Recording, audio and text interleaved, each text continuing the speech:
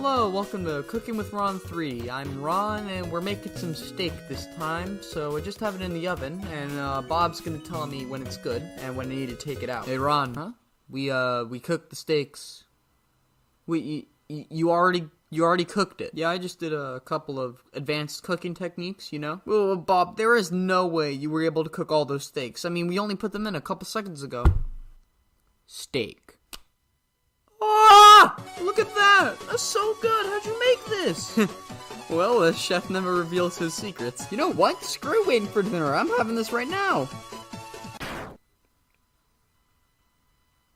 So, you like it?